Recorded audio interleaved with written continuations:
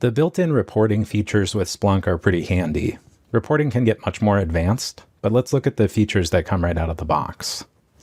So from our search interface, we'll click on Reports. You should see a handful of built-in reports. Let's try errors in the last 24 hours. You can see we've got quite a few errors in our data here. I wrote the script so that it would generate a few errors as well as valid responses. To see a little bit more about how this works, we can go to Edit and then say Open in Search. And this will give us the search query string that this report was based on. This statement is in the search query language that Splunk uses for more advanced features. If you're familiar with search queries on other platforms, this probably doesn't look too foreign to you. Mostly this search is several statements linked together by the OR keyword. So it's looking for error, or failed, or severe, or, and then this block in parentheses. And that's just source type access underscore star. So in our case, that's our access log. And then another stanza in parentheses here, which are the different error types it's looking for, either 404, 500, or 503. The parentheses here allow for slightly more complex logic, and they can really help make it easier to understand what is happening in a query, especially if it gets very long with a lot of different statements.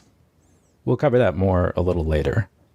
Before we move on, go back to the reports page and click on the Edit dropdown for this report, and then select Clone.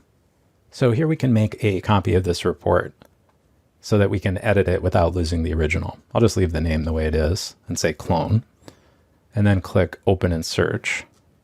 Now here, if we wanted to, we could add another parameter. So here in the search, I could edit the search query if I wanted to, and save my changes by clicking Save right here.